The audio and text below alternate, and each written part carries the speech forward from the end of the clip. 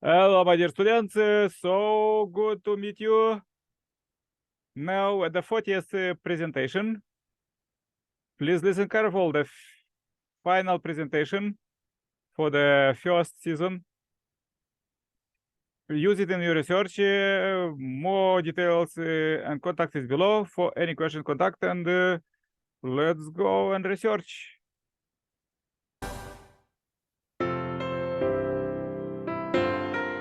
Welcome back to the Path to Happiness, an introduction to the unification principle. I'm your host, Dr. Tyler Hendricks.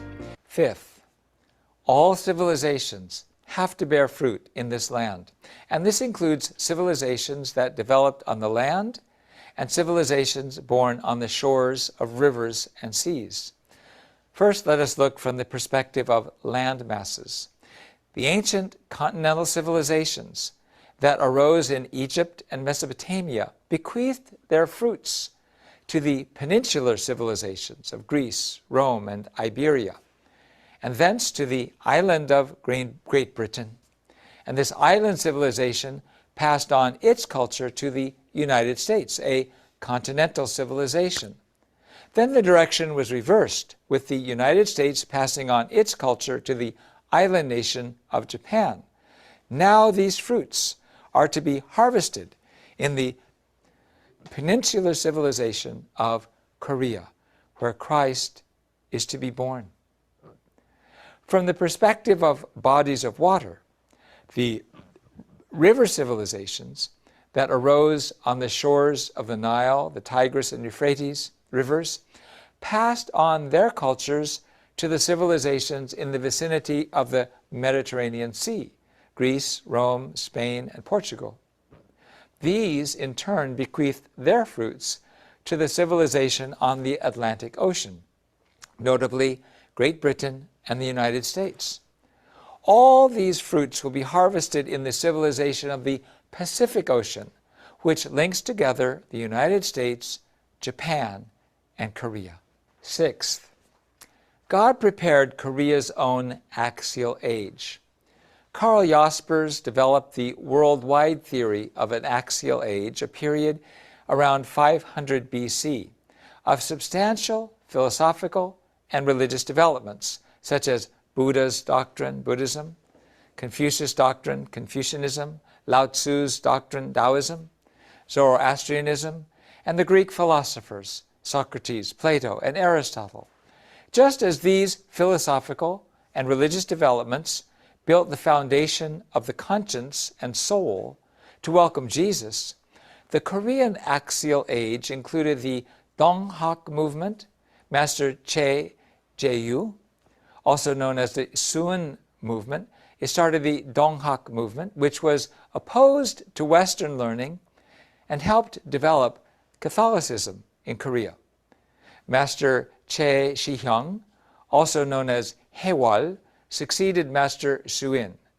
Master Gang Il-sun, also known as Jungsan, founded Jungsan-do. Master Baek Jung-bin, also known as Sotaek-san, founded Won Buddhism. And Master Na Chol, also known as Hongam, founded Dae-jong-gyo. And there are more. These people developed modern forms of Confucianism, Buddhism, Taoism, and indigenous Korean faiths. Centered on Christianity, Catholicism from 1784, and Protestantism from 1884 until now have been developing and preparing the spiritual foundation in order to receive the second coming of the Messiah, to be born among the Korean race. We believe that God prepared Korea as the central nation during the period of preparation for the coming of the Messiah. 2,000 years ago, in order to welcome Jesus, God prepared Israel, and God prepared Korea in the same way in order to welcome the second coming of the Messiah. When the First and Second World Wars broke out during the climax of the period of preparation for the second advent of the Messiah, what was the situation of the Korean people?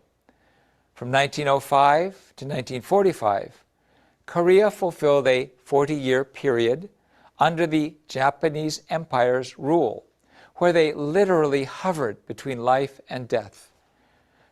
Japan took away Korean history and language, and even demanded that the people adopt Japanese names. Immediately following World War I, in resistance to the Japanese, on March 1st, a total of 33 religious leaders, which included 15 Catholics, 16 Protestants, and 2 Buddhists, as Korea's representatives, started an independence movement. On that day, the spirit that was once lost was reborn by the global religious world.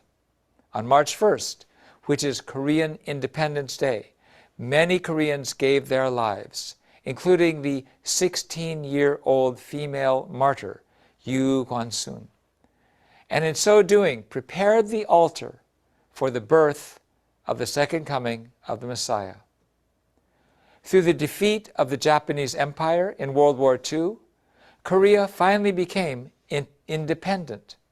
However, soon after, through the division of North and South Korea and the Korean War, the country went through total agony because the ideological conflicts between America and the Soviet Union hit the earth in Korea.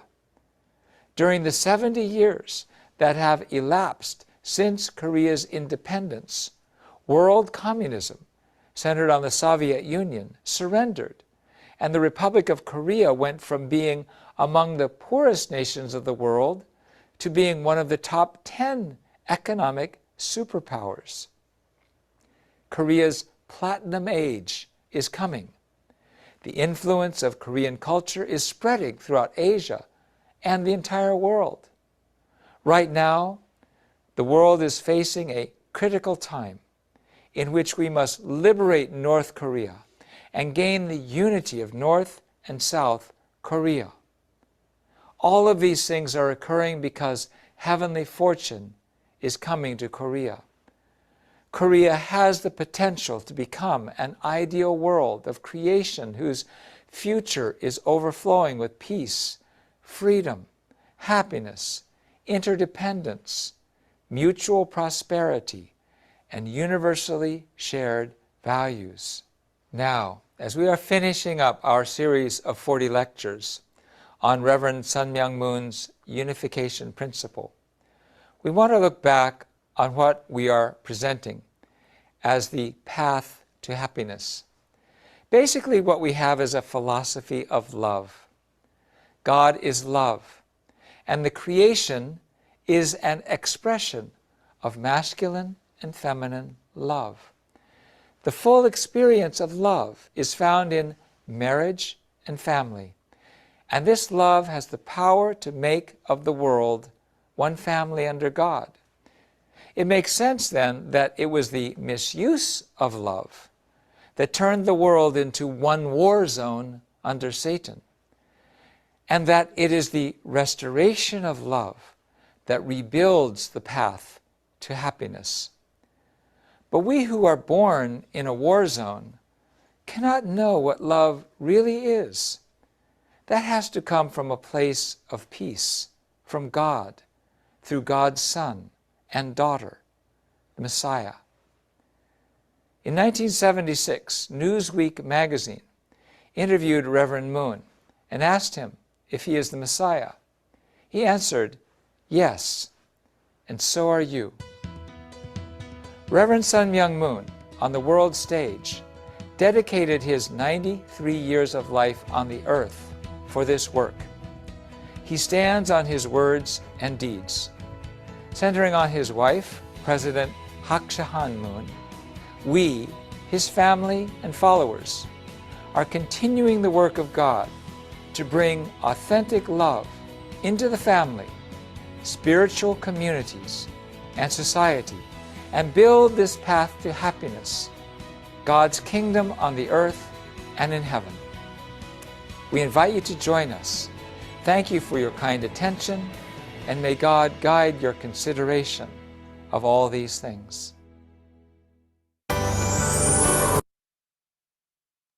Okay. This was the presentation for today. Enjoy it, use it in your research.